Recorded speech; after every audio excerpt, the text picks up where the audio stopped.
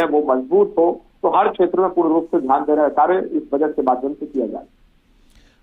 लेकिन मजबूत अर्थव्यवस्था के लिए देश के नागरिकों को भी मजबूत होना बहुत जरूरी है, जो धर्मेंद्र जी भी बात कह रहे हैं। और इसके लिए अगर आप देखिए तो हमारे पास जो 2026 के अभी तक का जो आंकड़ा है प्रति व्यक्ति आय का, वो 3051 ये डॉलर में है, और उधर अमेरिका में जो प्रति व्यक्ति आय है वो 92,883 डॉलर है प्रति व्यक्ति आय। तो आप देखिए कितना बड़ा डिफरेंस है, और इस डिफरेंस के साथ क्या हम उस मजबूती की तरफ जा सकते हैं? क्योंकि जब तक हम मजबूत नहीं होंगे तो हमारा देश कैसे मजबूत होगा?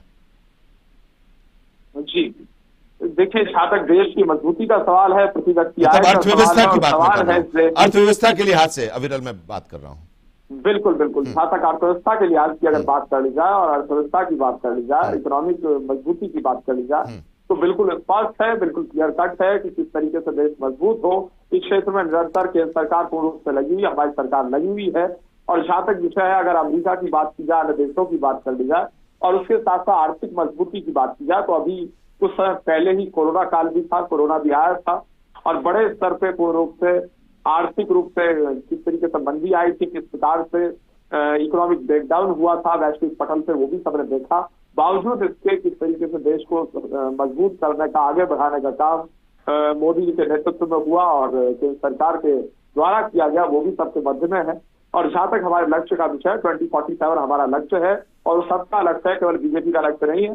बीजेपी हो, कांग्रेस हो, सपा हो, बसपा हो, कोई राजनीतिक दल हो, कोई देशवासी हो, हर देशवासी का लक्ष्य है 2047 में भारत किस प्रकार से मजबूत भारत का निर्माण हो, नंबर एक भारत का और विश्वगुरु भारत का, विकसित भारत का निर्माण हो। और विकसित भारत का संकल्प पूर्ण करने के लिए जो भी आवश्यक कदम होंगे निश्चित रूप से उठाए जाएंगे। आर्थिक क्षेत्र में इकोनॉमिक रिफॉर्म्स की अगर बात कर जाए, चाहे वो जीएसटी को लाने का विषय हो, गुड्स एंड सर्विसेज टैक्स, या कांग्रेस की भाषा में गब्बर सिंह टैक्स, या फिर एक तरीके से दूसरी अगर बात कर जाए तो नोटबंदी का विषय हो, जो भ्रष्टाचारियों के ऊपर, करप्ट लोगों के ऊपर एक प्रयास था निश्चित रूप से उनके ऊपर कठोरतम कार्रवाई का, तो निरंतर एक्शन लिया जाता रहा और भविष्य में भी एक्शन लिया जाता रहा।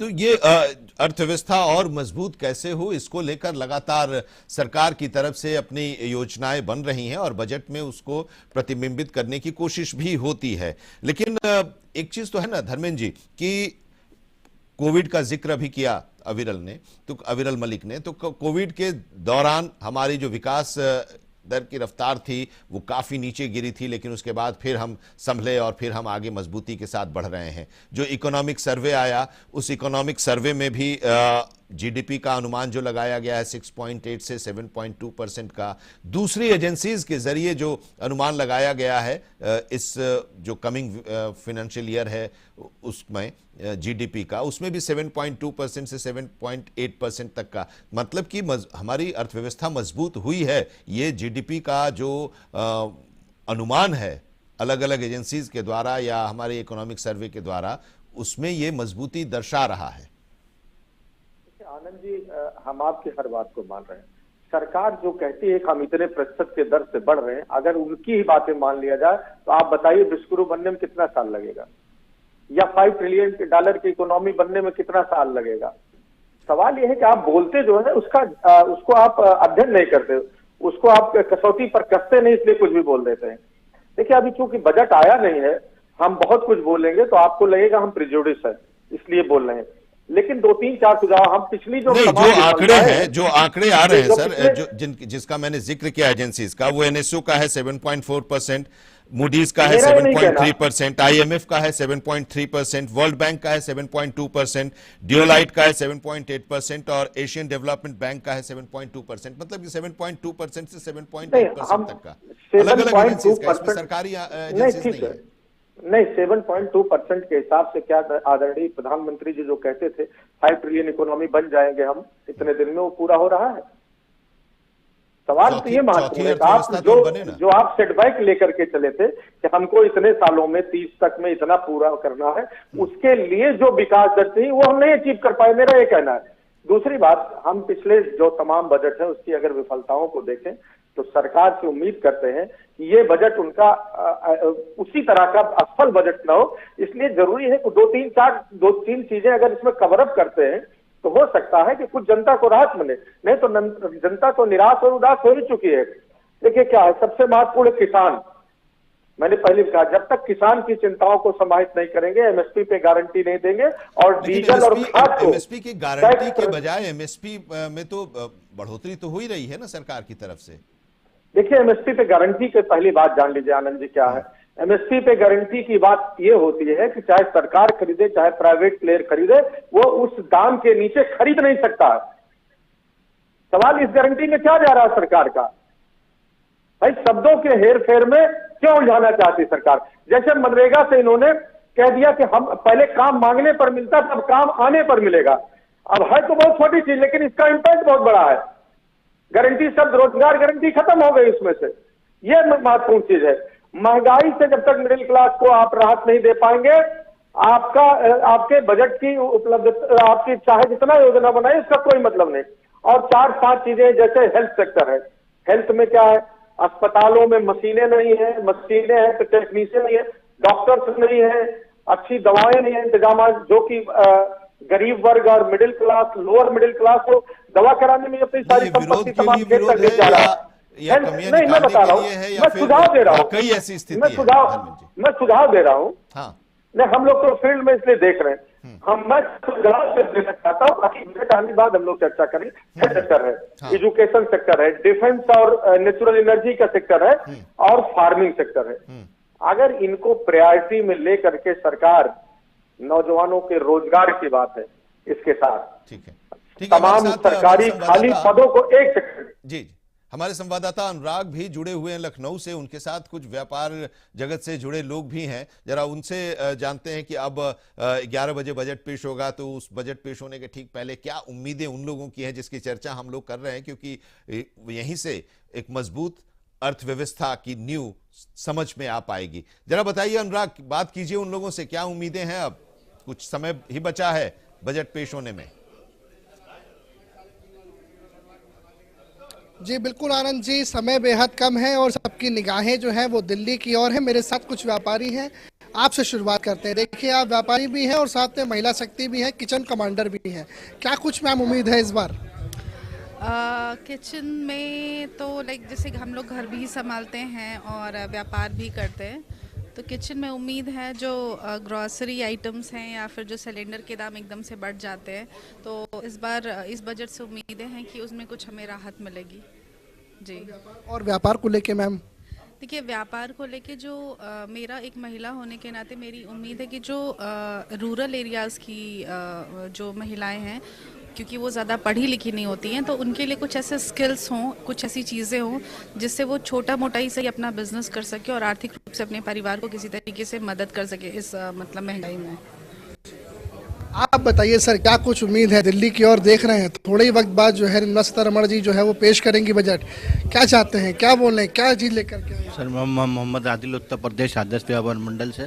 आज हम लोग बहुत उम्मीद लगाए हैं कि सीतारमण जी बहुत ही अच्छा बजट देंगी, जैसे लास्ट ईयर आया था उसी के ऊपर उम्मीद है कि जैसे कि स्लैब वगैरह है उसके ऊपर कुछ बढ़ना चाहिए, प्लस जीएसटी टीडीएस है उसको सही करना चाहिए, प्लस हेल्थ के लिए व्यापारियों के कुछ इंश्योरेंस का कम से कम 10 लाख रुपए का बीमा होना चाहिए, जो कि हम लोग कह रहे हैं काफ़ी टाइम से, अभी तक ऐसा नहीं हुआ। एजुकेशन के लिए तो देखिए बिल्कुल ही नहीं है, लोग पढ़ाई के लिए बहुत परेशान होते हैं, क्योंकि जहाँ तक आपका प्राइवेट स्कूल से इतनी हाई फीस है उनकी कि लोग एजुकेशन वहाँ कंप्लीट नहीं कर पा रहे, तो उस पर भी सरकार को सोचना चाहिए। अभी जैसे सोना चांदी इतना हाई हो रहा है, अभी फिलहाल कुछ परसेंटेज गिरे हैं उसके, शादी ब्याह में लोग बहुत उम्मीद करते हैं, लेन देन होता है, उसकी वजह से उसका भी कारोबार जैसे इस समय थोड़ा फीका पड़ रहा है। तो सरकार से उम्मीद है कि इन सब चीज़ों के ऊपर बहुत ही थोड़ा ध्यान दे, प्लस व्यापारियों के लिए हेल्थ इंश्योरेंस का कुछ इंतजाम किया जाए, जो कि अभी तक नहीं है। आइए सर, आपसे जानते हैं क्या कुछ सर निगाहें दिल्ली की ओर हैं, क्या कुछ चाहते हैं कि आप बजट में होना चाहिए? मेरा ये मानना है कि एमएसएमई सेक्टर की तरफ गवर्नमेंट का बहुत ज़्यादा ध्यान होना चाहिए, क्योंकि हम सब जानते हैं कि ग्रोथ इंजन इंडिया का वो एमएसएमई सेक्टर है। लेकिन एमएसएमई सेक्टर अगर हम पिछले 10 साल में देखें तो 6.5 करोड़ एमएसएमईज है, कांस्टेंट है। उनका जो जीडीपी में कंट्रीब्यूशन 30% के आसपास है, कांस्टेंट है। मैन्युफैक्चरिंग में, एक्सपोर्ट्स में अगर हम बात करें तो अराउंड 48% है, कांस्टेंट है पिछले 10 साल से। इसमें बढ़त क्यों नहीं मिल रही, ये समझना बहुत ज़रूरी है। क्योंकि हमारे पास 6.5 करोड़ में सबसे ज़्यादा माइक्रो सेगमेंट है 90%, इसके ऊपर फोकस करना गवर्नमेंट का बहुत ज़रूरी है। तो मुझे लगता है कि इनको पॉलिसी ऐसी बनानी चाहिए कि जो माइक्रो सेगमेंट के जो हमारे एंटरप्राइजेस हैं उनको कैसे हम लोग ऊपर बढ़ा सकें, क्योंकि जब तक ये ऊपर नहीं उठेंगे तो इंडिया की इकॉनमी पे जो जिस तरीके की गवर्नमेंट की सोच है कि हमारी इकॉनमी अचीव करनी चाहिए $5 ट्रिलियन या इससे ज़्यादा की, वो हम अचीव करना हमारे लिए मुश्किल होगा। दूसरी चीज़ है income tax. Income tax basically पिछली बार काफ़ी कुछ रिलीफ मिला, लेकिन वो पूरा अपने आप में नहीं था। तो मेरा ये मानना है कि कम से कम 12 लाख तक इन्फ्लेशन को ध्यान में रख के 12 लाख तक बिल्कुल इनकम टैक्स फ्री होना चाहिए, इनकम टैक्स एप्लीकेबल नहीं होना चाहिए। और अदर स्लैब्स में भी चेंजेस आए, जो 24 लाख से हमारा जो हाईएस्ट स्लैब शुरू होता है उसमें बढ़ोतरी होनी चाहिए, वो और ऊपर ले जाना चाहिए। ये मैं इसलिए बोल रहा हूँ कि इसकी वजह से सरप्लस इनकम लोगों के पास आएगी। हमारी कंजम्पशन बेस्ड इकॉनमी है, तो जब तक लोगों के पास सरप्लस पैसा नहीं होगा वो खर्चा नहीं करेंगे, जो खर्चा नहीं करेंगे तो हमारी इकॉनमी पे उसका इफेक्ट नहीं आएगा। तो इसलिए हम लोग ऐसा आशा रखते हैं कि इस बार शायद इनकम टैक्स में भी एक बड़ी रिलीफ हम लोग को मिले। चलिए जल्दी से आपका राय आप बताइए, क्या कुछ चाह रहे हैं कि बजट के अंदर होना चाहिए? देखिए, अभी तक इस सरकार का बात करें, नवा बजट है इनका, और माननीय वित्त मंत्री से उत्तर प्रदेश आदर्श व्यापार मंडल लोक संगठन लगातार मांग भी करता आया है कि व्यापारियों के हित के लिए, अगर हम एज ए व्यापारी बात करें, व्यापारियों के हित के लिए, जैसे एक व्यापारी टैक्स पेयर है, जीएसटी पेयर है, तो उसके लिए एक स्वास्थ्य बीमा होना चाहिए।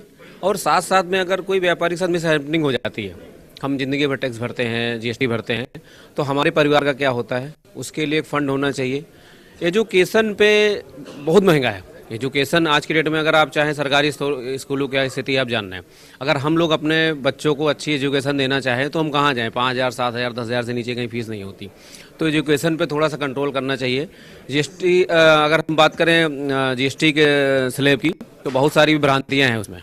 कुछ स्लेब ऐसे हैं कि 18 है, उसी में सेम पैटर्न की और चीज़ें तो 12 है, तो उस पर थोड़ा सा काम करना चाहिए। इनकम टैक्स की बात करें तो 12 लाख रुपए तो आपने किया, अच्छा है, स्वागत योग्य है, लेकिन जैसे हम 12 से ऊपर जाते हैं फिर हम 4 लाख से स्टार्ट कर जाते हैं। तो 15 लाख की इनकम टैक्स जो है सबको बिल्कुल फ्री होना चाहिए, जिससे इनकम टैक्स पेयर बढ़े। ठीक है, क्या कहेंगे सर, दिल्ली की और निगाहें हैं, क्या इच्छा है? दिल्ली की निगाह यूपी से होके ही जाती है, क्योंकि डोर तो उत्तर प्रदेश ही है, और जब हमारे प्रधानमंत्री भी यूपी से, रक्षा मंत्री भी हैं, तो उम्मीद करते हैं कि अच्छा बजट होना चाहिए। 2027 में इलेक्शन भी है, तो ये बजट जो मेरी एक संभावना है वो ये लगती है कि ये शायद जो चुनावी बजट होगा और आम आदमी को राहत देने वाला बजट होगा। चलिए, बहुत शुक्रिया हमारे साथ जुड़ने के लिए अनुराग, आपका भी। और एक ब्रेक के लिए यहाँ पर हम रुक रहे हैं और इंतजार है बजट का कि अब बजट पेश करने वाली हैं निर्मला सीतारमण। 11 बजे लोकसभा में पेश करेंगी और जब वो बही खाता खुलेगा तो सब कुछ साफ हो जाएगा, जो कि लोगों की उम्मीदें कितनी उस बही खाता में दिखाई दे रही हैं। एक ब्रेक के लिए रुकते हैं, बने रहिए हमारे साथ।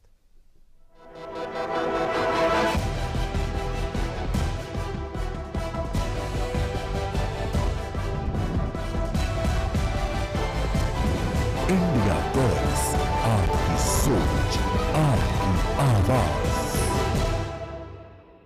गोल्डी मसाले के 100 ग्राम के स्पेशल पैक्स में फ्रेशनेस लॉक है। ऐसे गोल्डी मसाले जहां जाएं रिश्ते बनाएं।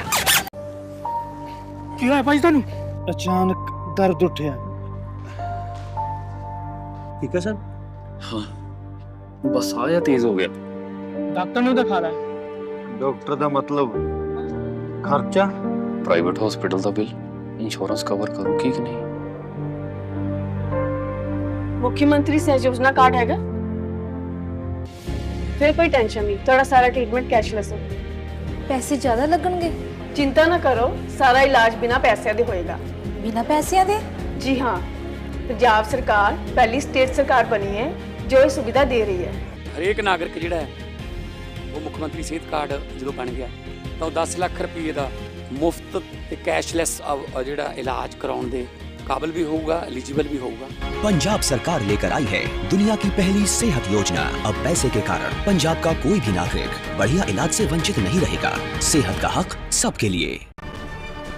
सीएम योगी करेंगे आज समीक्षा बैठक। उद्योग बंधु की समीक्षा करेंगे सीएम योगी। शाम 5:30 बजे एनेक्सी में समीक्षा बैठक। संबंधित विभागों के अधिकारी बुलाए गए।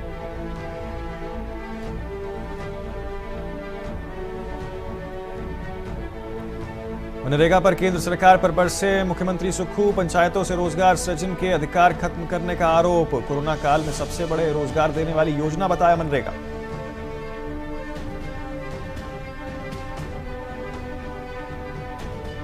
नारायणपुर में कन्यादान योजना के तहत 4 जोड़ों का विवाह। आत्मसमर्पण के बाद मुख्यधारा।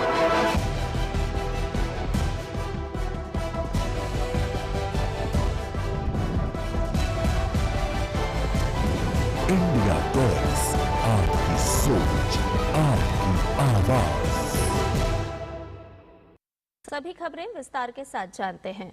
वित्त मंत्री निर्मला सीतारमण आज लगातार 9वीं बार बजट पेश करेंगी। आज पेश होने वाले बजट से आम लोगों को काफी उम्मीदें हैं। इस बार नजरें सीमा शुल्क सुधारों पर टिकी है।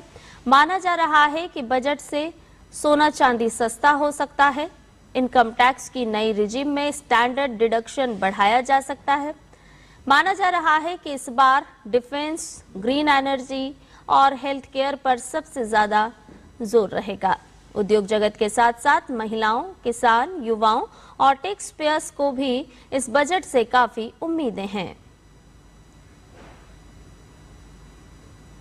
आज देश का आम बजट पेश होगा और आज रविवार का दिन भी है। आमतौर पर शेयर बाजार शनिवार और रविवार को बंद रहता है, लेकिन वित्तीय वर्ष 2026-27 के बजट भाषण को देखते हुए नेशनल स्टॉक एक्सचेंज और बॉम्बे स्टॉक एक्सचेंज ने घोषणा की है कि इस दौरान शेयर बाजार खुले रहेंगे और सामान्य दिनों की तरह कारोबार होगा। नॉर्मल मार्केट सुबह 9:15 यानी कि 9:15 बजे से शुरू होकर दोपहर 3:30 बजे तक नियमित कारोबार करेगा। इतिहास में इससे पहले केवल एक बार रविवार को भी शेयर बाजार में कारोबार हुआ था। वो दिन था 28 फरवरी 1999, जब देश के प्रधानमंत्री अटल बिहारी वाजपेयी थे। उस समय रविवार के दिन भी घरेलू शेयर बाजार में कारोबार हुआ था।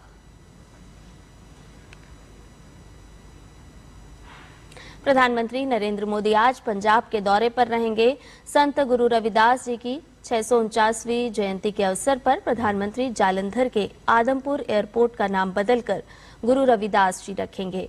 ये फैसला संत गुरु रविदास जी के समानता, करुणा और मानव गरिमा के संदेश को सच्ची श्रद्धांजलि माना जा रहा है।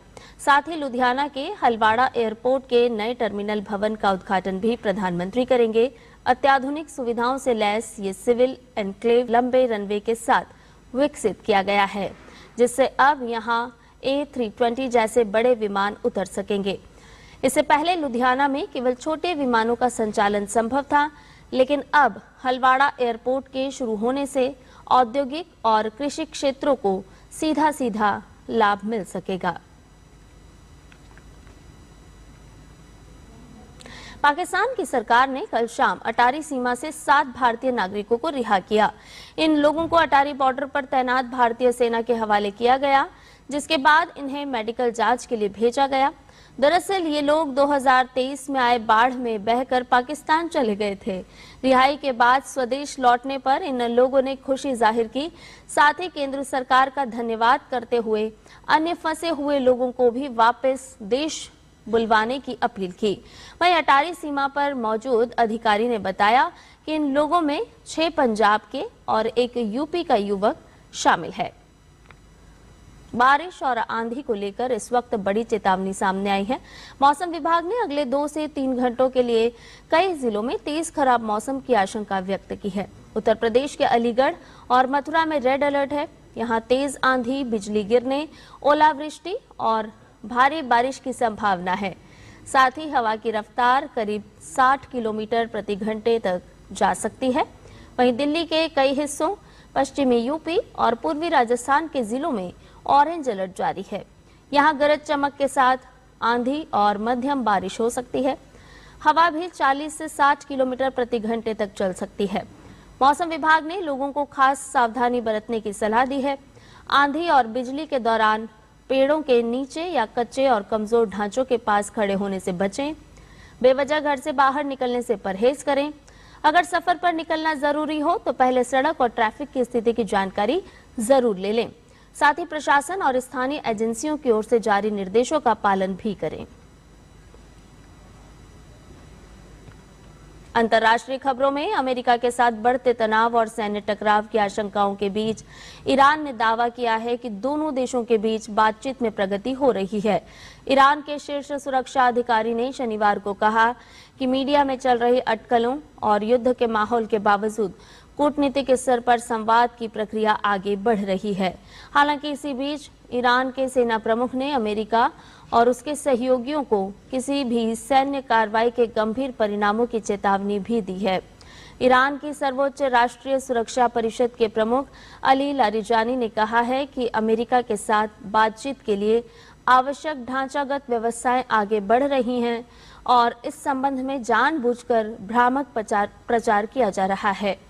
लारिजानी का ये बयान ऐसे वक्त में आया है जब एक दिन पहले ही रूस के राष्ट्रपति व्लादिमीर पुतिन के साथ उनकी मॉस्को में हुई बैठक की जानकारी दी थी, जिसे क्षेत्रीय कूटनीति के लिहाज से खासा अहम माना जा रहा है।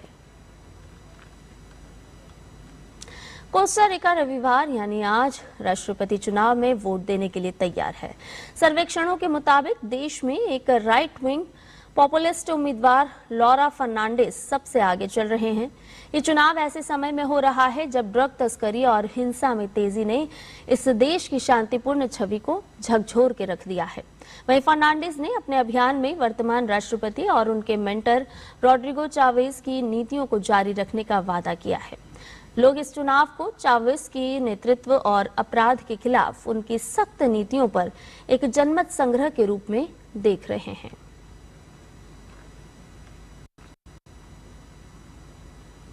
खेल की खबरों में अंडर 19 क्रिकेट विश्व कप में आज सुपर 6 के मुकाबले में भारत और पाकिस्तान आमने सामने होंगे। दोनों टीमों की नजरें सेमीफाइनल में जगह बनाने पर है। अगर पाकिस्तान की टीम ये मुकाबला हार जाती है तो टीम इंडिया सीधे सेमीफाइनल में पहुंच जाएगी और पाकिस्तान की टीम प्रतियोगिता से बाहर हो जाएगी।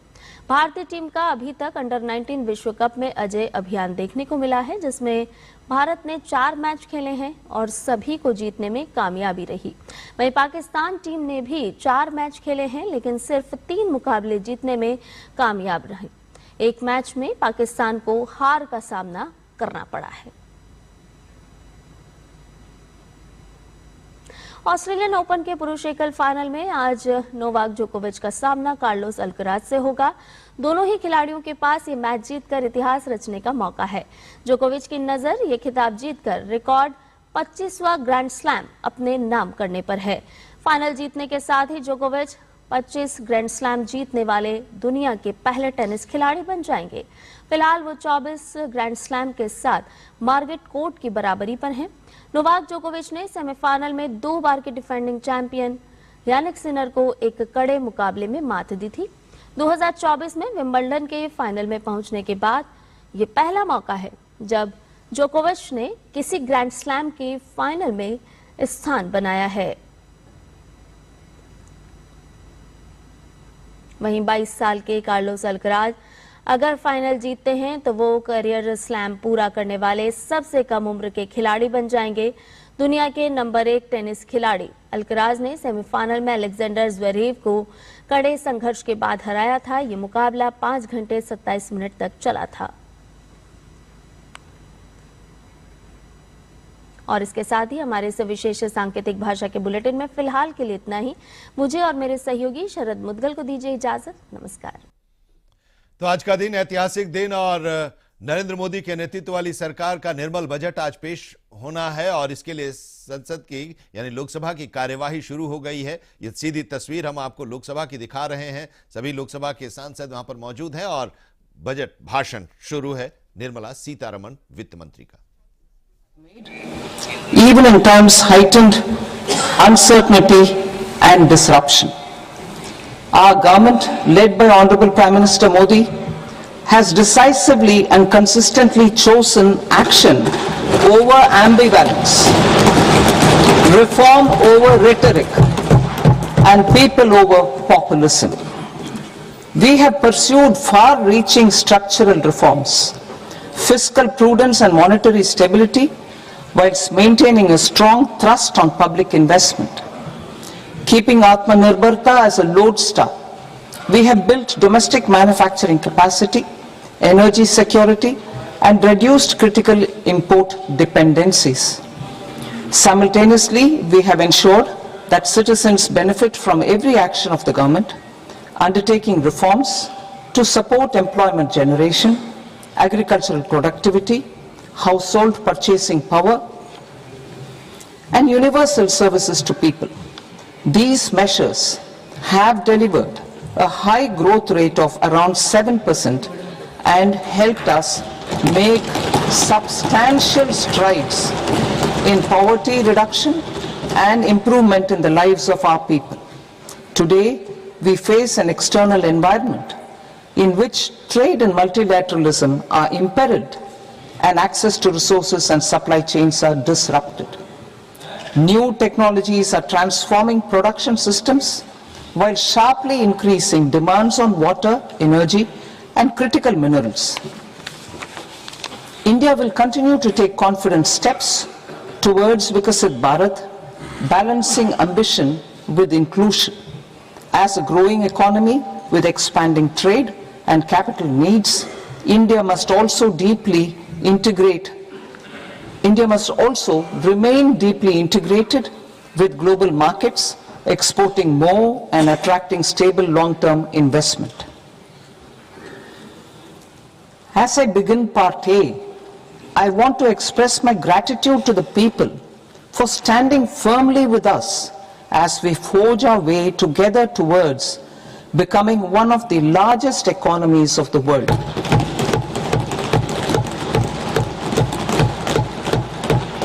Our aim is to transform aspiration into achievement and potential into performance as we ensure that the dividends of growth reach every farmer, the scheduled caste, the scheduled tribes, the nomads, the youth, the poor, and the women.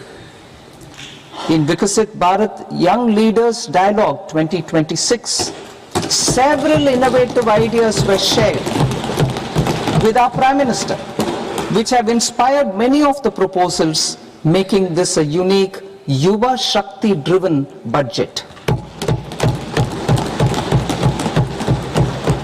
Our government's sankalp is to focus on our poor, underprivileged, and the disadvantaged. To deliver on this sankalp, and given that this is the first budget prepared in Kartavya Bhavan, we are inspired by three Kartavya. Our first Kartavya is to accelerate and sustain economic growth by enhancing productivity and competitiveness and building resilience to volatile global dynamics.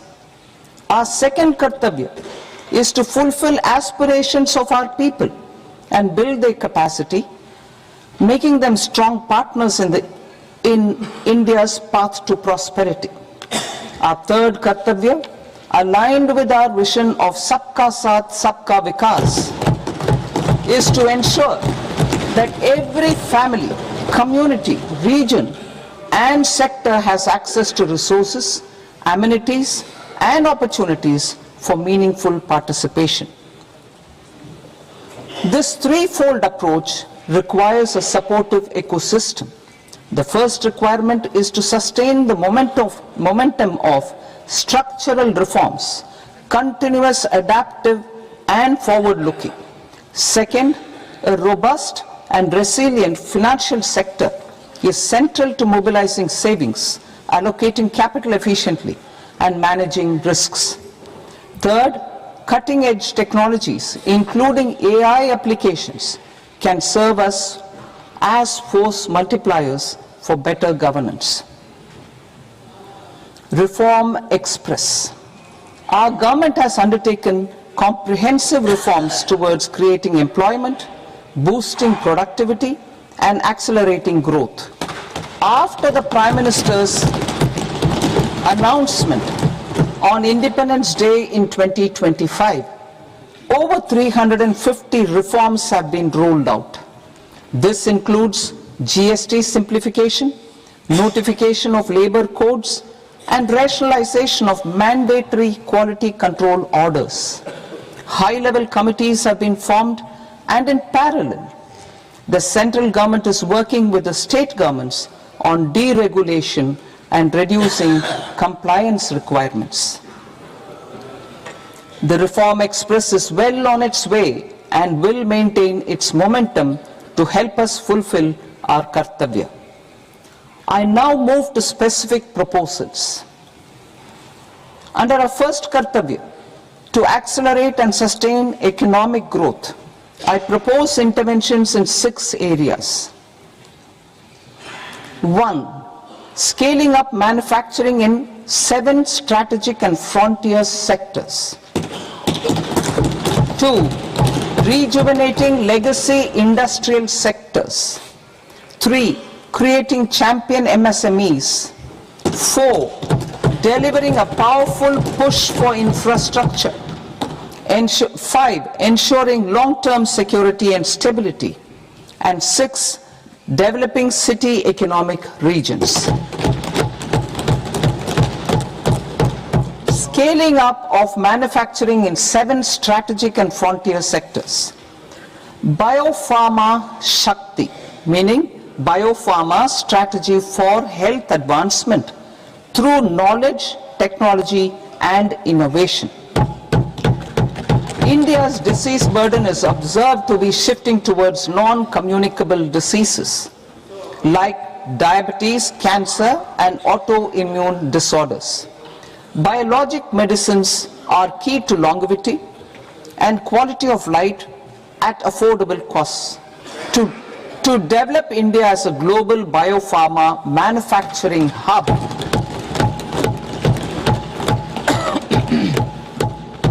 I propose the Biopharma Shakti with an outlay of 10,000 crores over the next 5 years. This will build the ecosystem for domestic production of biologics and biosimilars. The strategy will include a biopharma-focused network with 3 new national institutes of pharmaceutical education and research, popularly known as NIPERs, and upgrading 7 existing ones. It will also create a network of 1,000 accredited India clinical trials sites. We propose to strengthen the Central Drug Standard Control Organization to meet global standards and approve timeframes through and approval timeframes through a dedicated scientific review cadre and specialists. India's Semiconductor Mission 1.0 expanded India's semiconductor sector capabilities. Building on this, we will launch ISM 2.0 to produce equipment and materials, design full-stack Indian IP, and fortify supply chains. We will also focus on industry-led research and training centers to develop technology and skilled workforce. The Electronics Components Manufacturing Scheme, launched in April 2025, with an outlay of 22,919 crores, already has investment commitments at double the targets. We propose to increase the outlay to 40,000 crores to capitalize on this momentum.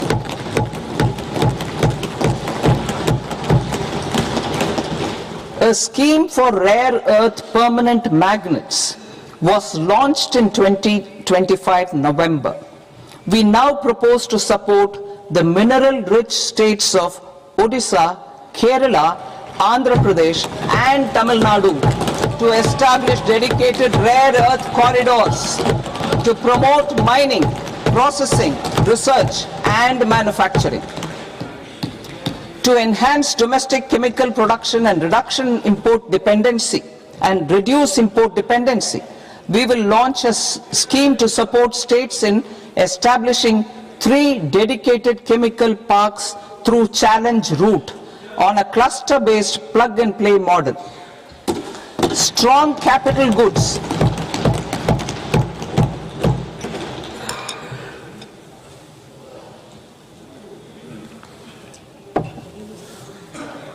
Strong capital goods capability is a determinant of productivity and quality across different sectors.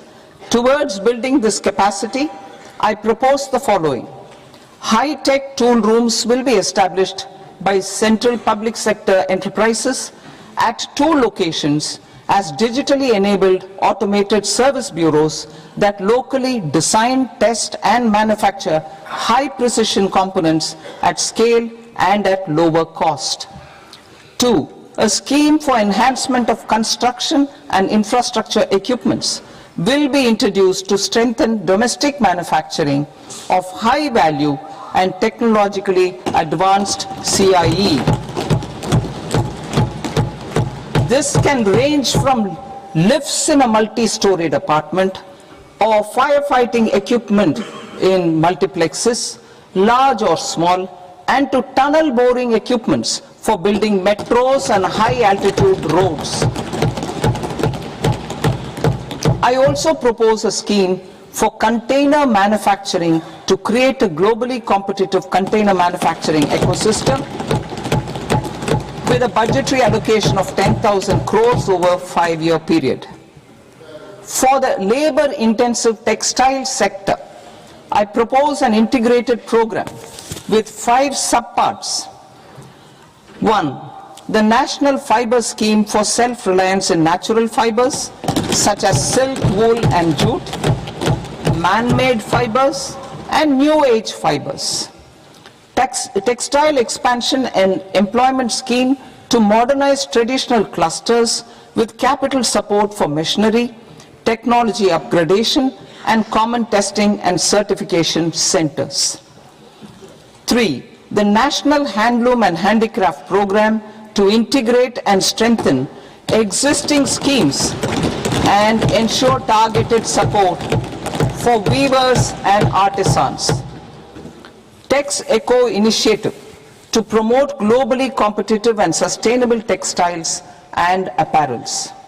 Samarth 2.0 to modernize the upgrade the textile skilling ecosystem through collaboration with industry and academic institutions.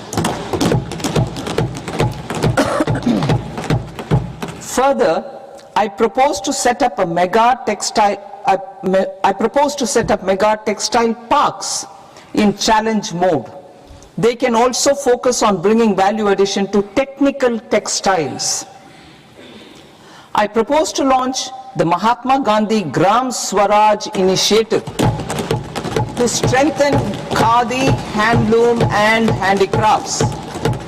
This will help in global market linkage and branding. It will streamline and support training, skilling, quality of process and production. This will benefit our weavers, village industries, One District, One Product ODOP initiative and also our rural youth. India has the potential to emerge as a global hub for high quality, affordable sports goods. I propose a dedicated initiative for sports goods that will promote manufacturing, research and innovation in equipment design as well as material sciences. Rejuvenation of legacy industrial clusters.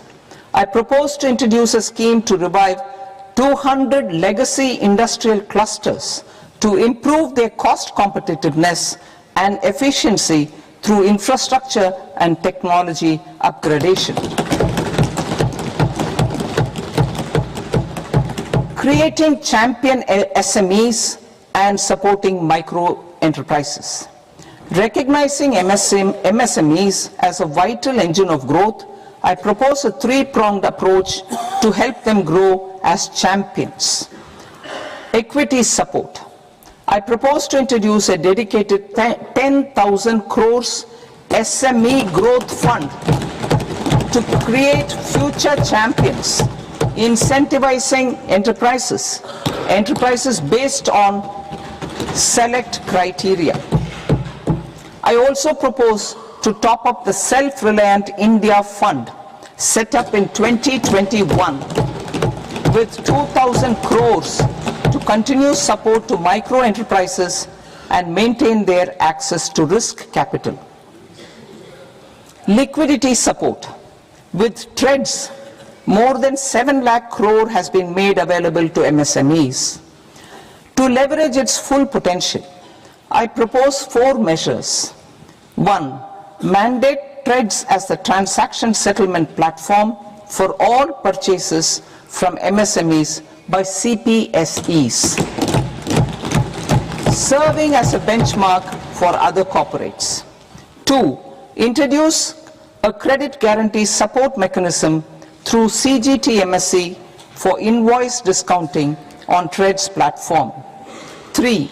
Link GEM with TREDS for sharing information with financiers about government purchases from MSMEs, encouraging cheaper and quicker financing. 4. Introduce TREDS receivables as asset-backed securities, helping develop a secondary market, enhancing liquidity and settlement of transactions. Professional support.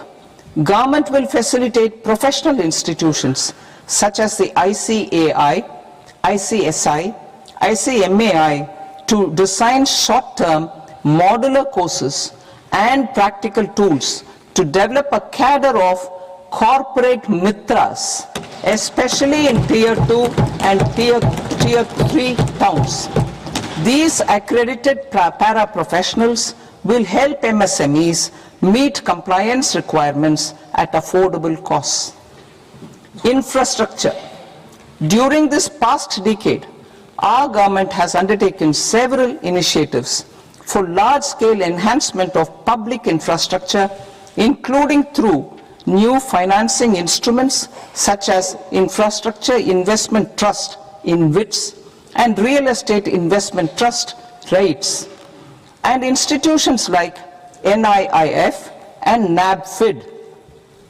We shall continue to focus on developing infrastructure in cities with over 5 lakh population, that is Tier 2, Tier 3 cities, which have expanded to become growth centers. Public capital expenditure has increased manifold from 2 lakh crore in 2014-15 to an allocation of 11.2 lakh crore in BE 25-26. In this coming year, that is financial year 2026-27, I propose to increase it to 12.2 lakh crores to continue the momentum. To strengthen the confidence of private developers regarding risks during infrastructure development and construction phase, I propose to set up an infrastructure risk guarantee fund to provide prudentially calibrated partial credit guarantee to lenders. Over the years, REITs have emerged as a successful instrument for asset monetization. I propose to accelerate recycling of significant real estate assets of the CPSEs through the setting up of dedicated REITs. To promote environmentally sustainable movement of cargo, I propose to 1.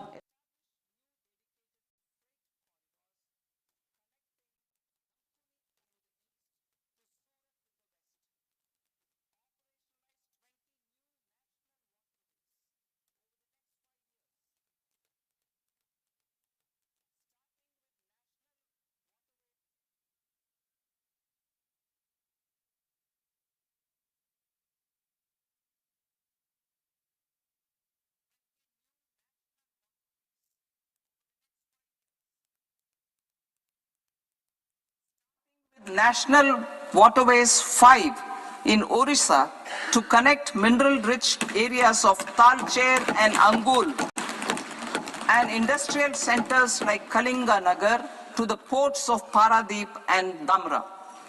Training institutes will be set up as regional centers of excellence for development of required manpower for these waterways. This will benefit youth in the entire stretch of the waterways to train and acquire skills. Further, a ship repair ecosystem catering to inland waterways will also be set up at Varanasi and Patna. And C, launch a coastal cargo promotion scheme for incentivizing a modal shift from rail to road to increase the share of inland waterways and coastal shipping from 6% to 12% by 2047. To enhance last mile and remote connectivity and promote tourism, I propose to give incentives to indigenize manufacturing of seaplanes. A seaplane VGF scheme will be also introduced to provide support for operations. Carbon capture, utilization and storage. Aligning with the roadmap launched in December 2025, the carbon capture, utilization and storage technologies at scale will achieve higher readiness and an end-use application across 5 industrial sectors, including power, steel, cement, refineries, and chemicals. An outlay of 20,000 crore is proposed over the next 5 years for this purpose. City economic regions. Cities are India's engines of growth, innovation, and opportunities. We shall now focus on Tier 2, Tier 3 cities, and even temple towns, which need modern infrastructure and basic amenities. This budget aims to further amplify the potential of cities to deliver the economic power of agglomerations by mapping city economic regions based on their specific growth drivers. An allocation of 5,000 crore per CER over 5 years is proposed for implementing their plans through a challenge mode with a reform-cum-result-based financing mechanism. In order to promote environmentally sustainable passenger systems, we will develop 7 high-speed rail corridors between cities as growth connectors, namely Mumbai to Pune, Pune to Hyderabad, Hyderabad to Bengaluru, Hyderabad to Chennai, Chennai to Bengaluru, Delhi to Varanasi, Varanasi to Siliguri.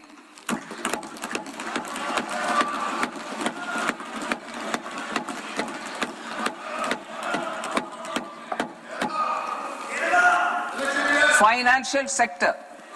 The Indian banking sector today is characterized by strong balance sheet, historic highs in profitability, improved asset quality, and coverage exceeding 98% of villages in the country.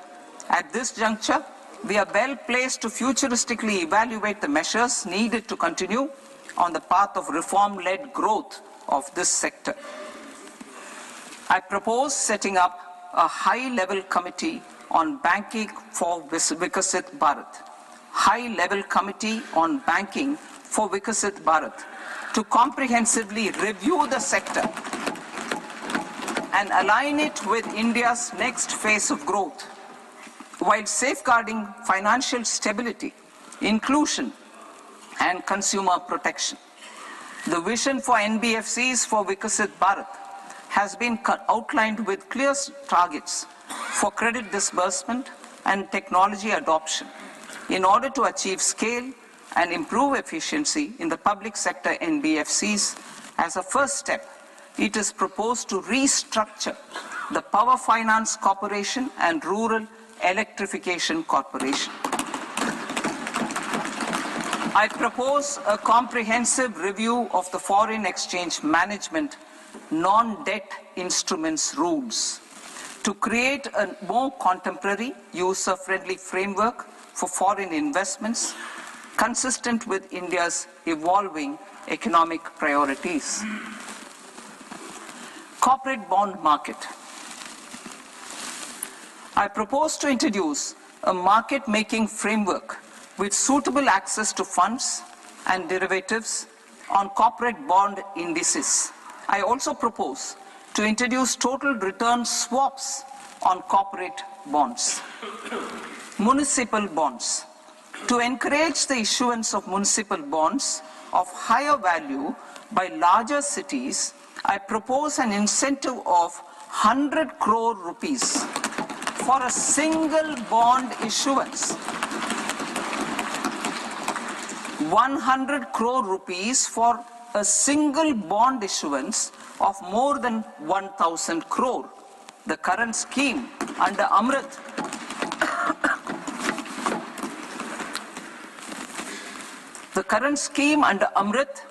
which incentivizes issuances up to 200 crores only, will also continue to support smaller and medium towns. That will also continue to support the smaller and medium towns. Ease of doing business. Individual persons resident outside India, PROI, will be permitted to invest in equity instruments of listed Indian companies through the Portfolio Investment Scheme. It is also proposed to increase the investment limit for an individual PROI under the scheme from 5% to 10%, with an overall investment limit for all individual PROIs to 24% from the current 10%. Emerging technologies including AI. 21st century is technology driven. Adoption of technology is for the benefit of all people. Farmers in the field, women in STEM, youth keen to upskill, and Divyangjan to access newer opportunities. The government has taken several steps to support new technologies through AI Mission, National Quantum Mission, Anusandhan National Research Fund, and Research and Development and Innovation Fund.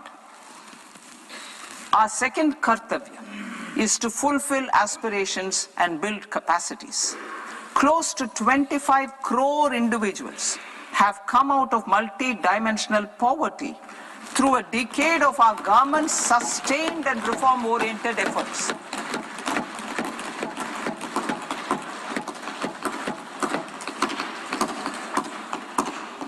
Our government has therefore decided to place a renewed emphasis on the service sector to provide a pathway to fulfilling aspirations of a youthful India with the following measures. I propose to set up a high-powered Education to Employment and Enterprises Standing Committee to recommend measures that focus on services sector as a core driver of Vikasit Bharat. This will make us a global leader in services with a 10% global share by 2047. The committee will prioritize areas to optimize the potential for growth, employment, and exports. They will also assess the impact of emerging technologies, including AI, on jobs and skill requirements and propose measures thereof. To create a range of skilled career pathways, a new range of skilled career pathways for our youth, I propose interventions in the following sectors. Health. Existing institutions for allied health professionals will be upgraded and new AHP institutions established in private and government sectors. This will cover 10 selected disciplines, including optometry, radiology, anesthesia, OT technology, applied psychology and behavioral health, and add 1 lakh AHPs over the next 5 years. A strong care system covering geriatric and allied care services will be built. A variety of NSQF-aligned programs will be developed to train multi-skilled caregivers, combining core care and allied skills such as wellness, yoga, and operation of medical assistive devices. In the coming year, 1.5 lakh caregivers will be trained.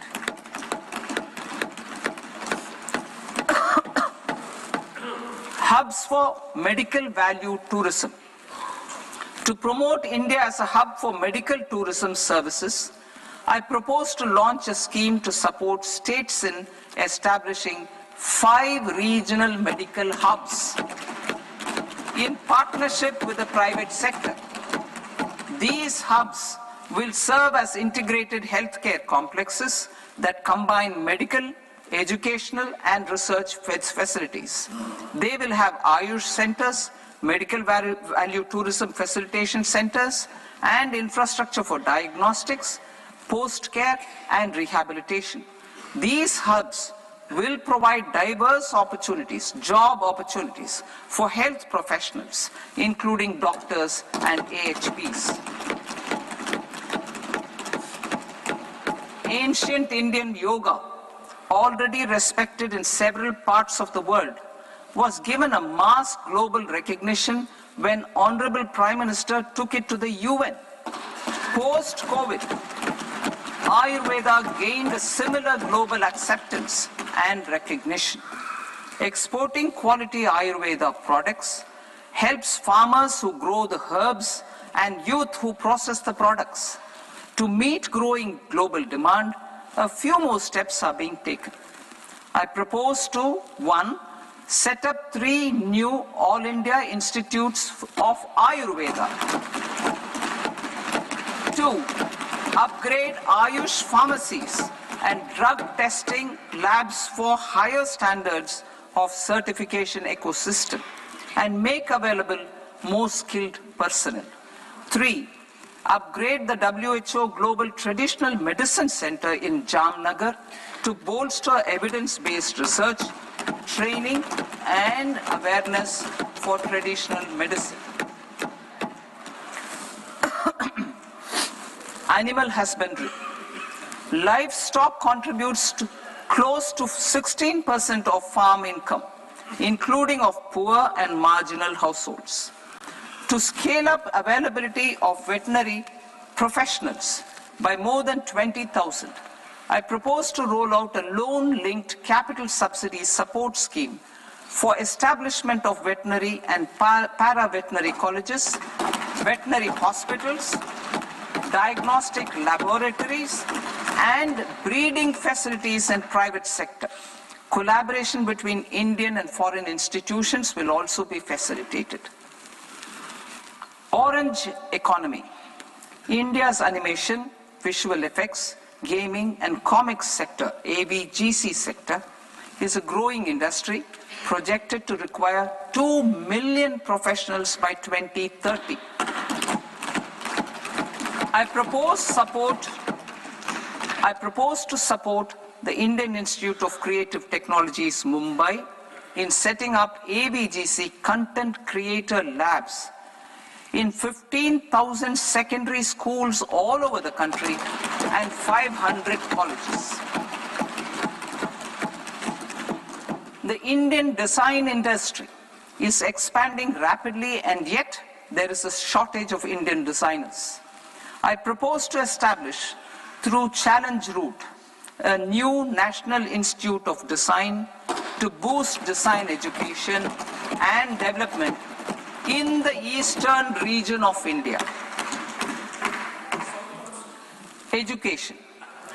Our government will support states through Challenge Route in creating 5 university townships in the vicinity of major industrial and logistics corridors. These planned academic zones will host multiple universities, colleges, and research institutions, skill centers, and residential complexes. In higher education, STEM institutions, prolonged hours of study and laboratory work pose some challenges for girl students. Through VGF, Viability Gap Funding and capital support, 1 girls' hostel will be established in every district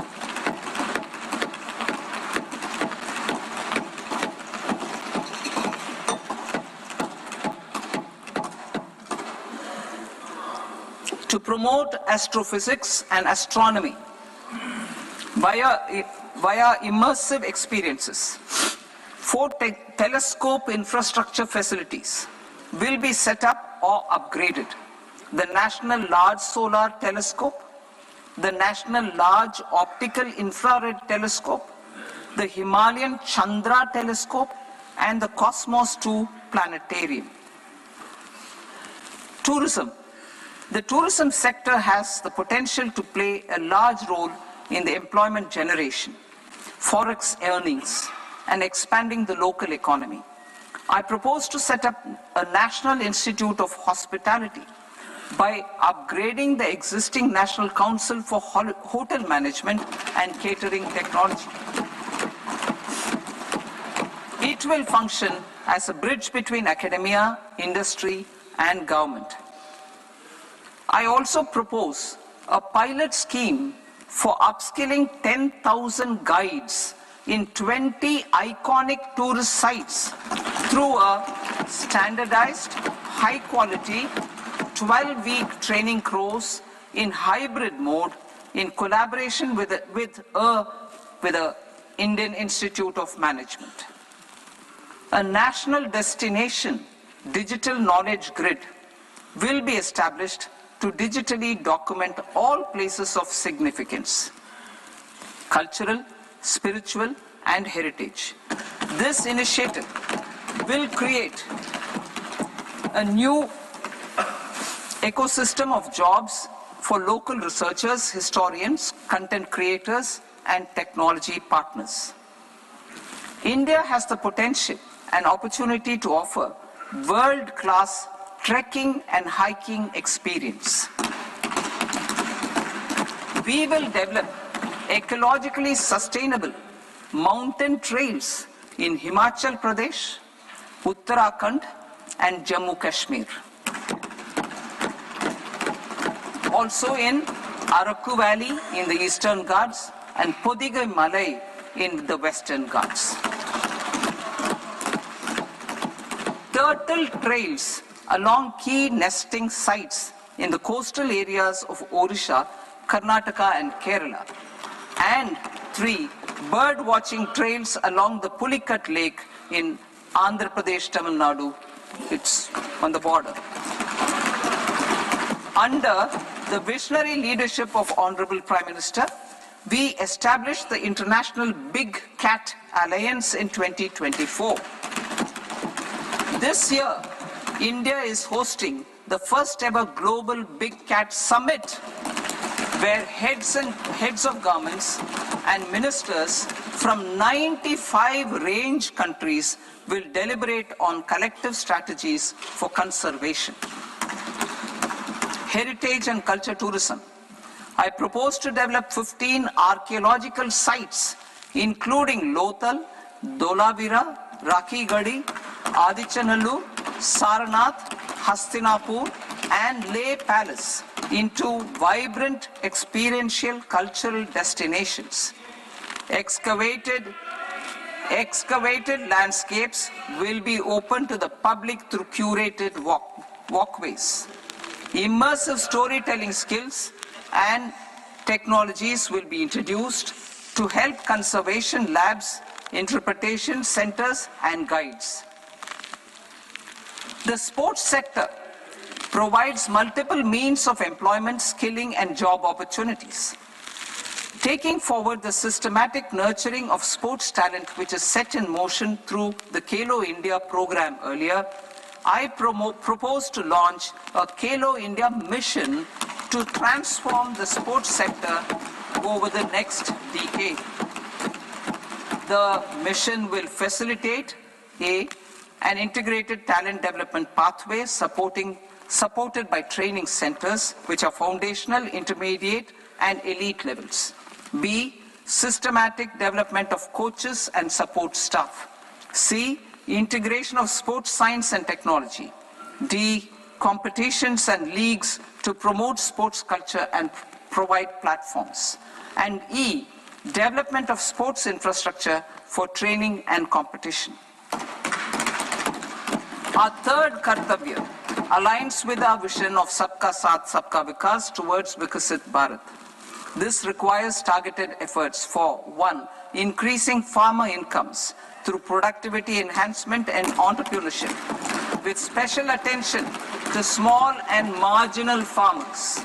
B. Empowering Divyangjan through access to livelihood opportunities, training, and high-quality assistive devices. C. Empowering the vulnerable to access mental health and trauma care. D. Focus on the Purvodaya states and the Northeast region to accelerate development and employment opportunities. Fisheries. We will undertake initiatives for integrated development of 500 reservoirs and Amrit Sarovars. 2.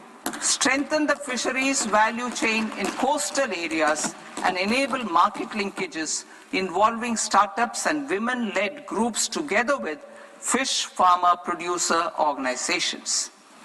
Animal husbandry. To provide quality employment opportunities in rural and peri-urban areas, we will support the animal husbandry sector in entrepreneurship development through A.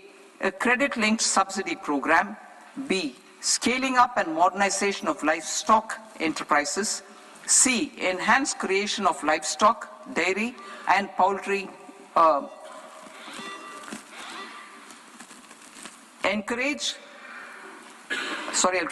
enhanced creation of livestock, dairy and poultry focused integrated value chains, and D. Encourage creation of livestock farmer producer organizations. High value agriculture. To diversify farm outputs, increase productivity, enhance farmers' incomes, and create new employment opportunities, we will support high value crops such as coconut, sandalwood, cocoa, cashew in the coastal areas, agar trees in northeast, and nuts such as almonds, walnuts, and pine nuts in our hilly regions. These, all of them, will be supported. India is the world's largest producer of coconuts. About 30 million people, including nearly 10 million farmers, depend on coconuts for their livelihood. To further enhance competitiveness in coconut production, I propose a coconut promotion scheme to increase production and enhance productivity through various interventions, including replacing and non-productive trees with new saplings or plants or varieties in major coconut growing states. A dedicated program is proposed for Indian cashew and cocoa to make India self-reliant in raw cashew and coconut production and processing, enhance export competitiveness, and transform Indian cashew and Indian cocoa into premium global brands by 2030. Sandalwood. Sandalwood is closely linked to India's social and cultural heritage. Our government will partner with state governments to promote focused cultivation and post-harvest processing to restore the glory of the Indian sandalwood ecosystem, to rejuvenate old, low-yielding orchards, and expand high-density cultivation of walnuts, almonds, and pine nuts. We will support a dedicated program to enhance farmer incomes and in bringing value addition by engaging youth. Bharat Vistar, that is virtually integrated system to access agricultural resources. I propose to launch Bharat Vistar, a multilingual AI tool that shall integrate the AgriStack portals and the ICAR package on agricultural practices with AI systems. This will enhance farm productivity, enable better decisions for farmers, and reduce risk by providing providing customized advisory support. She Marts for rural women-led enterprises. Building on the success of Lakpati Didi program, I propose to help women take the next step from credit-linked livelihoods to being owners of enterprises. Self-help entrepreneur, She Marts will be set up as community-owned retail outlets within the cluster-level federations through enhanced and innovative financing instruments. Empowering Divyangjan. Divyangjan Kaushal Yojana. Information technology, AVGC sectors, hospitality and food and beverages sectors often offer task-oriented and process-driven roles which are suitable for Divyangjan. We will ensure dignified livelihood opportunities through industry-relevant and customized training specific to each Divyangjan group. Divyang Sahara Yojana. Timely access to high-quality assistive devices for all eligible Divyangjan is a fundamental need. I propose to 1. Support the Artificial Limbs Manufacturing Corporation of India, ALIMCO, to set up and to scale up production of assistive devices, invest in R&D and AI integration, strengthen PM Divyasha Kendras, and support setting up of assistive technology marts as modern retail style centers where Divyangjan and senior citizens can see, try and purchase assistive products. Reaffirming our commitment to mental health and trauma care. There are no national institutes for mental health care in North India. We will therefore set up a NIMHANS 2 and also upgrade national mental health institutes in Ranchi and in Tezpur as regional apex institutions. Emergencies expose families, particularly the poor and vulnerable, to unexpected expenditure. We will strengthen and increase these capacities by 50% in district hospitals by establishing emergency and trauma care centers. Focus on Purvodaya states and northeastern regions. Purvodaya. I propose the development of an integrated East Coast industrial corridor with a well-connected node at Durgapur, creation of 5 tourism destinations in 5 Purvodaya states, and the provision of 4,000 e-buses. Buddhist sites in northeastern region. The northeastern region is a civilizational confluence of Theravada and Mahayana or Vajrayana traditions. I propose to launch a scheme for development of Buddhist circuits in Arunachal Pradesh, Sikkim, Assam, Manipur, Mizoram, and Tripura. The scheme will cover preservation of temples and monasteries, pilgrimage interpretation centers, connectivity, and pilgrim amenities. 16th Finance Commission. On 17th November 2025, the 16th Finance Commission submitted its report to the President. As mandated under Article 281 of the Constitution, the government is to lay the report along with the explanatory memorandum on the action taken report on the recommendations of the Commission in Parliament, which, Sir, Honourable Speaker, you've allowed me to do at the commencement of this session. The government has accepted the recommendation of the Commission to retain the vertical share of devolution at 41%. As recommended by the Commission, I have provided 1.4 lakh crores of rupees to the states for the year 2026-2027 as Finance Commission grants. These include rural and urban local body and disaster management grants. Fiscal consolidation. Government has been delivering on our fiscal commitments consistently without compromising on social needs. To strive towards accepted standards of fiscal management in Budget 25-26, I had indicated that the central government would target reaching a debt to GDP ratio of 50 plus or minus 1% by 2030-31. In line with this, the debt to GDP ratio is estimated to be 55.6% of GDP in BE 26-27, compared to 56.1% of GDP in RE 25-26. A declining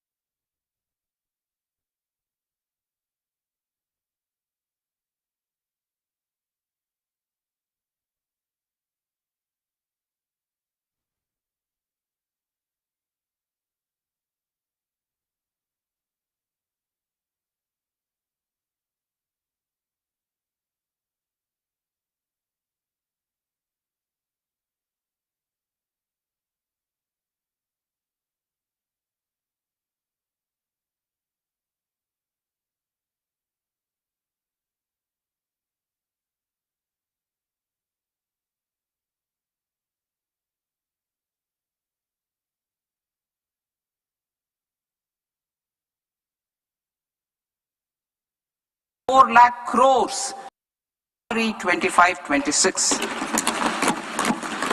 A declining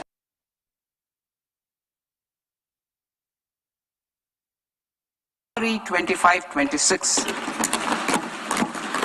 A declining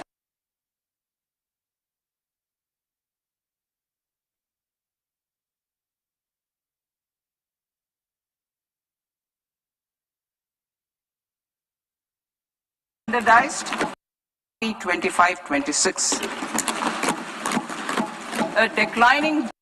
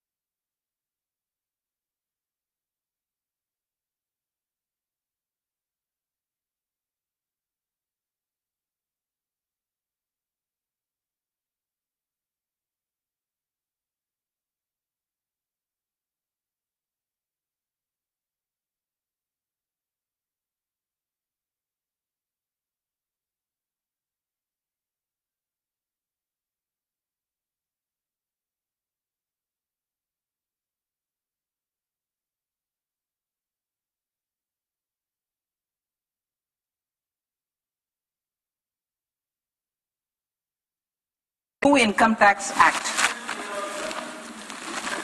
In July 2024, I announced a comprehensive review of the Income Tax Act 1961. In July 2024, I announced a comprehensive review of the Income Tax Act 1961. This was completed in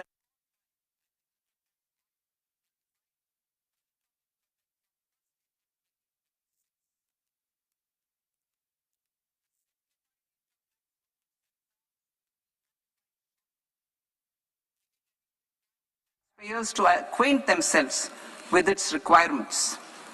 The forms have been redesigned such that ordinary citizens can comply without difficulty. Ease of living. I propose that any interest awarded by the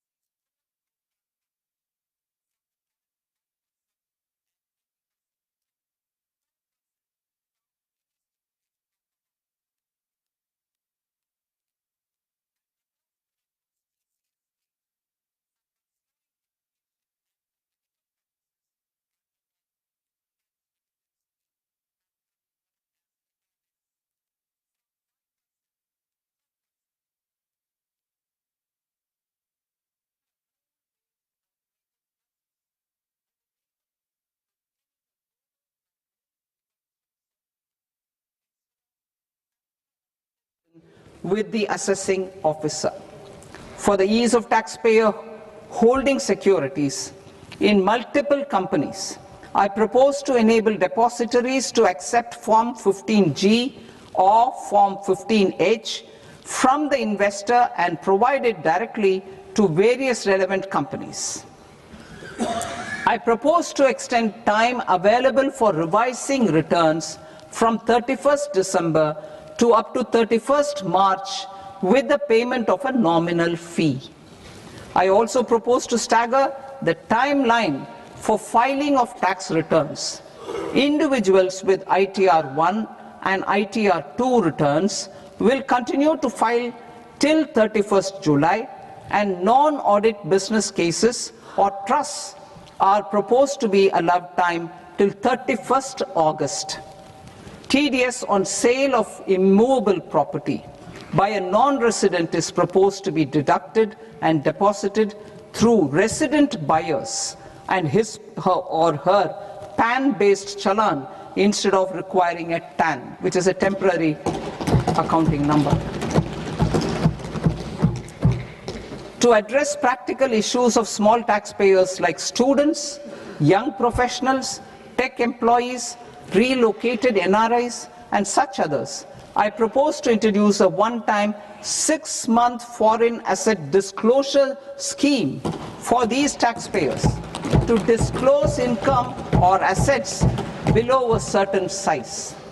This scheme would be applicable for two categories of taxpayers, namely A, who did not disclose their overseas income or assets, and B, who disclosed their overseas income and or paid due tax but could not declare the asset acquired.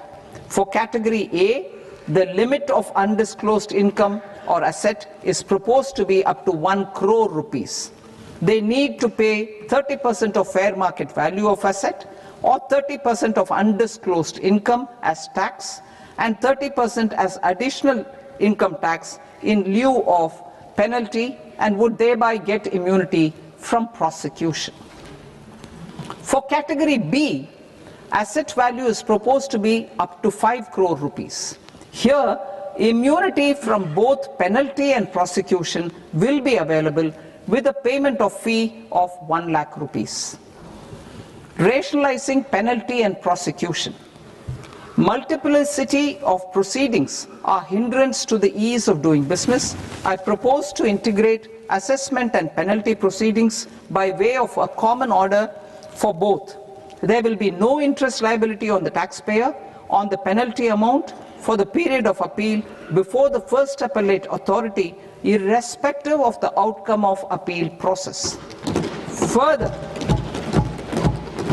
quantum of prepayment is being reduced from 20% to 10% and will continue to be calculated only on core tax demand. As an additional measure for reducing litigation, I propose to allow taxpayers to update their returns even after reassessment proceedings have been initiated, and an additional 10% tax rate over and above the rate applicable for the relevant year. The assessing officer will then use only this updated return in his proceedings. There is already a framework for immunity from penalty and prosecution in the cases of underreporting. I propose to apply this framework for immunity to misreporting too. However, in such a case, the taxpayer will need to pay 100% of the tax amount as an additional income tax over and above the tax and interest due. Penalties for certain technical defaults, such as failure to get accounts audited, non-furnishing of transfer pricing audit report, and default in furnishing statement for financial transactions, are proposed to be converted into fee.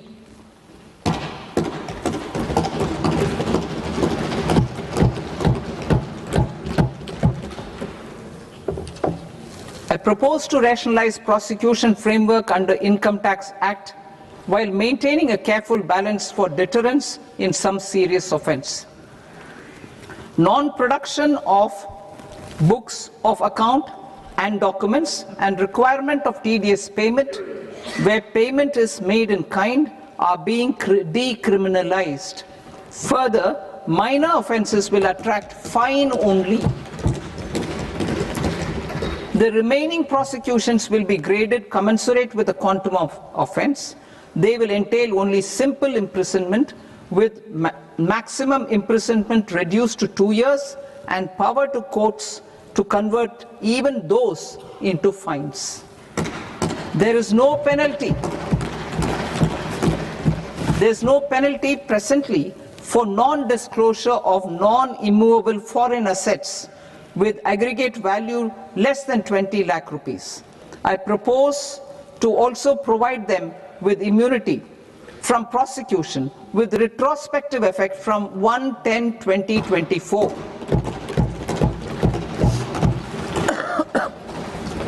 Cooperatives. Deduction is already allowed to a primary cooperative society engaged in supplying milk, oilseeds, fruits or vegetables raised or grown by its members. I propose to extend this deduction to also include supply of cattle feed and cotton seed produced by its members. I propose to allow inter-cooperative society dividend income as deduction under the new tax regime to the extent it is further distributed to its members. I further propose to allow exemption for a period of 3 years to dividend income received by a notified national cooperative federation on their investments made in companies up to 31/1/2026. This exemption would be allowed only for dividends further distributed to its member cooperatives. Supporting IT sector as India's growth engine. India is a global leader in software development services, IT-enabled services, knowledge process outsourcing services, and contract R&D services relating to software development. These businesses and their segments are quite interconnected with each other. All these services are proposed to be clubbed under a single category of information technology services with a common safe harbor margin of 15.5% applicable to all. The threshold for availing safe harbor for IT services is being enhanced substantially from 300 crore rupees to 2,000 crore rupees. Safe harbor for IT services shall be approved by an automated rule-driven process without any need for tax officer to examine and accept the application. Once applied by an IT services company, the same safe harbor can be continued for a period of 5 years at a stretch at its choice. For IT services companies who want to conclude advanced pricing agreement, APA, I propose to fast-track unilateral APA process for IT services and endeavor to conclude it within a period of 2 years. The period of 2 years can be extended by a further period of 6 months on taxpayers' request. I propose to extend the facility of modified returns available to the entity entering APA to its associated entities also. Attracting global business and investment. Recognizing the need to enable critical infrastructure and boost investment in data centers, I propose to provide tax holiday till 2047 to any foreign company that provides cloud services to customers globally by using data center services from India. It will, however, need to provide services to Indian customers through an Indian reseller entity. I also propose to provide a safe harbor of 15% on cost in case the company providing data center services from India is a related entity. To harness the efficiency of just-in-time logistics for electronic manufacturing, I propose to provide safe harbor to non-residents for component warehousing in a bonded warehouse at a profit margin of 2% of the invoice value. the resultant tax of about 0.7% will be much slower than in competing jurisdictions. To provide fillip to toll manufacturing in India, I propose to provide exemption from income tax for 5 years to any non-resident who provides capital goods, equipment or tooling to any toll manufacturer in a bonded zone. To encourage vast pool of global talent to work in India for a longer period of time, I propose to provide exemption to global, non-India sourced income of a non-resident expert for a stay period of 5 years under notified schemes. I propose to provide exemption from minimum alternate tax, the MAT, to all non-residents who pay tax on presumptive basis. Tax administration. I propose to constitute a joint committee of Ministry of Corporate Affairs and Central Board of Direct Taxes for incorporating the requirements of income computation and disclosure standards, the ICDS, in the Indian Accounting Standards Ind AS itself. Separate accounting requirement based on ICDS will be done away with from the tax year 27-28. To support Prime Minister Modi's vision of homegrown accounting and advisory firms to become global leaders, I propose to rationalize the definition of accountant for the purposes of safe harbor rules. Other tax proposals. Change in taxation of buyback was brought in to address the improper use of buyback route by promoters. In the interest of minority shareholders, I propose to tax buyback for all types of shareholders as capital gains. However, to disincentivize misuse of tax arbitrage, promoters will pay an additional buyback tax. This will make effective tax 22% for corporate promoters.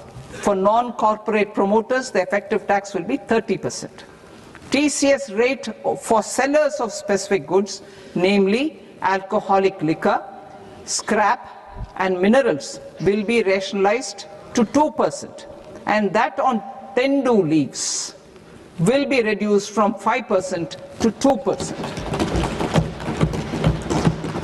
I propose to raise the STT on futures to 0.05% from the present 0.02%. STT on options premium and exercise of options are both proposed to be raised to 0.15% from the present rate of 0.1% and 0.125% respectively. We reformed the taxation landscape for corporates in 2019 by providing them a simplified regime with lower tax rate so that they could productively focus on business rather than on claim of deductions and exemptions. To encourage companies to shift to the new regime, set off of brought forward MAT credit, minimum alternate tax credit, is proposed to be allowed to companies only in the new regime. Set off using available MAT credit is proposed to be allowed to an extent of 1/4 of the tax liability in the new regime. MAT is proposed to be made final tax, so there will be no further credit accumulation from 1st April 2026. In line with this change, the rate of final tax is being reduced to 14% from the current MAT rate of 15%. The brought forward MAT credit of taxpayers accumulated till 30th March 2026 will continue to be available to them for set off as above. Indirect taxes. I shall now take up proposals related to indirect taxes.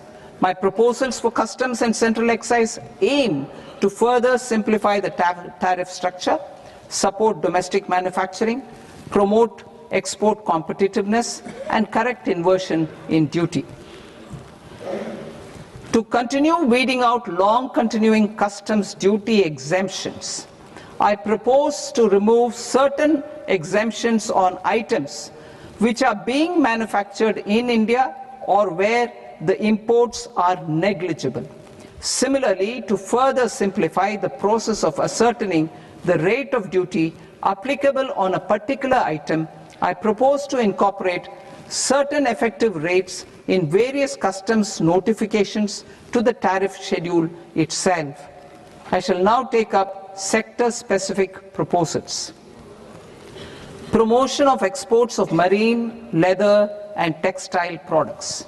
I propose to increase the limit for duty-free imports of specified inputs used for processing seafoods for export from the current 1% to 3% of FOB value of the previous year's export turnover. I also propose to allow duty-free imports of specified inputs, which is currently available for exports of leather or synthetic footwear, to exports of shoe uppers as well. I propose to extend the time period for export of final product from the existing 6 months to 1 year for exporters of leather or textile garments, leather or synthetic footwear, and other leather products. Energy transition and security. I propose to extend the basic customs duty exemption given to capital goods used for manufacturing lithium-ion cells for batteries to those used for manufacturing lithium-ion cells for battery energy storage systems also. I propose to exempt basic customs duty on import of sodium antimonate for use in manufacture of solar glass. Nuclear power. I propose to extend the existing basic customs duty exemption on imports of goods required for nuclear power projects till the year 2035 and expand it for all nuclear plants irrespective of their capacity. Critical minerals. It is proposed to provide basic customs duty exemption to the import of capital goods required for the processing of critical minerals in India. Biogas blended CNG. I propose to exclude the entire value of biogas while calculating the central excise duty payable on biogas blended CNG. Civil and defense aviation. I propose to exempt basic customs duty on components and parts required for the manufacture of civilian training and other aircrafts. It is proposed to exempt basic customs duty on raw materials imported for the manufacture of parts of aircraft to be used in maintenance, repair, or overall requirements by units in the defense sector. Electronics. To deepen value addition in the consumer electronics sector, I propose to exempt basic customs duty on specified parts used in the manufacture of microwave ovens. Special economic zone.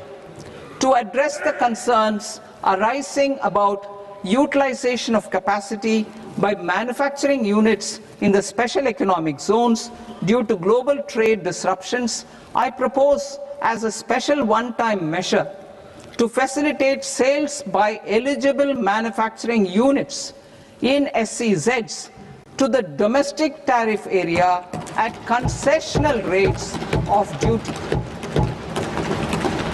The quantity of such sales will be limited to a prescribed proportion of their exports. Necessary regulatory changes will be undertaken to operationalize the measures while ensuring level playing field for the units working in the DTA. Ease of living. to rationalize the customs duty structure for goods imported for personal use. I propose to reduce the tariff rate on all dutiable goods imported for personal use from 20% to 10%. To provide relief to patients, particularly those suffering from cancer, I propose to exempt basic customs duty on 17 drugs or medicines. I propose also to add 7 more rare diseases for the purposes of exempting import duties on personal imports of drugs, medicines, and food for special medical purposes used in their treatment. Customs process. India's role and share in the global trade is poised for a major leap in line with our ambition and journey towards Vikasit Bharat. In this regard, I propose many measures for custom processes to have minimal intervention for smoother and faster movement of goods and greater certainty to the trade. Trust-based systems. I propose to enhance duty deferral period for Tier 2 and Tier 3 authorized economic operators, known as AEOs, from 15 days to 30 days. I propose to provide eligible manufacturer importers the same duty deferral facility. This should encourage them to get themselves accredited as a full-fledged Tier 3 AEO in due course.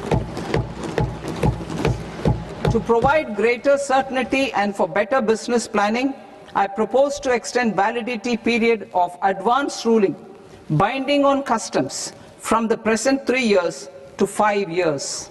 In the spirit of the whole of government approach,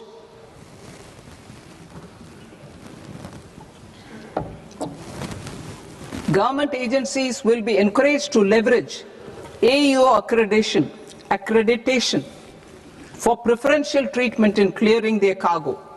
Regular importers with trusted long-standing supply chains will be recognized in the risk system so that the need for verification of their cargo every time can be minimized. Export cargo using electronic sealing. Export cargo using electronic sealing will be provided through clearance from the factory premises to the ship. For import of goods not needing any compliance, filing of bill of entry by a trusted importer and arrival of goods will automatically notify customs for completing their clearance formalities. This will enable goods to be released immediately on arrival. The customs warehouse framework will be transformed into a warehouse operator-centric system with a self-declarations, electronic tracking, and risk-based audit. These reforms will move away from the current system of officer-dependent approvals and reduce transaction delays and compliance costs. Ease of doing business. Approvals required for cargo clearance from various government agencies will be seamlessly processed through a single and interconnected digital window by the end of the financial year. Processes involved in clearance of food, drugs, plant, and animal and wildlife products, accounting for about 70% of interdicted cargo, will be operationalized on this system by April 2026 itself. For goods not having any compliance requirement, clearance will be done by customs immediately after online registration is completed by the importer, subject to the payment of duty. Customs integrated system will be rolled out in 2 years as a single integrated and scalable platform for all customs processes. Utilization of non-intrusive scanning with advanced imaging and AI technology for risk assessment will be expanded in a phased manner with the objective to scan every container across all the major ports. New export opportunities opportunities to support Indian fishermen to fully harness the economic value of marine resources beyond our territorial waters, the following measures will be taken. A. Fish catch by an Indian fishing vessel in exclusive economic zone or on the high seas will be made free of duty. Landing of such fish on foreign port will be treated as export of goods. Safeguards will be put in place to prevent misuse during fish catch, transit or transshipment. To support aspirations of India's small businesses, artisans and startups to access global markets through e-commerce, I am pleased to announce complete removal of the current value cap of 10 lakh rupees per consignment on courier exports. In addition, handling of rejected and returned consignments will be improved with effective use of technology for identifying such consignments. I propose to revise provisions governing baggage clearance during international travel to address genuine concerns of passengers. The revised rules will enhance duty-free allowances in line with the present-day travel realities and provide clarity in temporary carriage of goods brought in or taken out. There are honest taxpayers who are willing to settle disputes by paying all their dues, but they get deterred due to negative connotation associated with penalty. They will now be able to close cases by paying an additional amount in lieu of penalty. Honorable Speaker, sir, with this, I commend the budget to this august House. Jai Hind.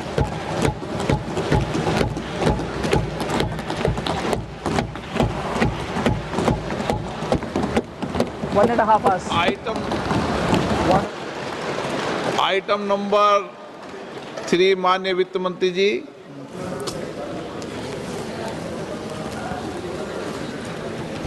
Item number 2, sir. 3. Sir, with your permission, I rise to lay on the table of the following statements under Section 3(1) of the Fiscal Responsibility and Budget Management Act of 2003.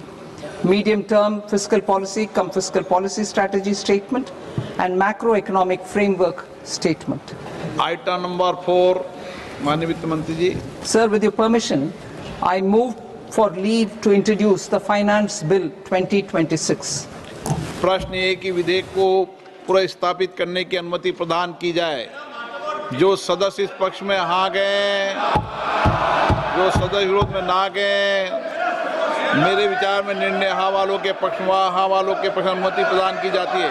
माननीय मंत्री जी, अब विधेयक पुनर्स्थापित करें। Sir, I introduce the bill.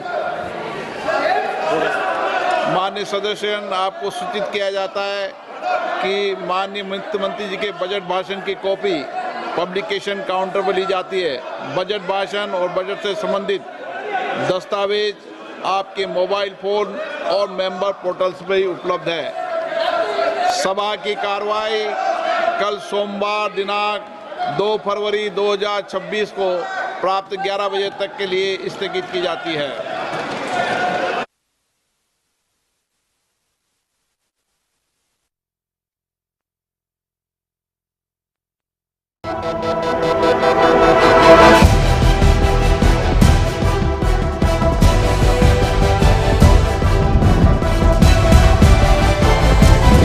India voice, आपकी सोच।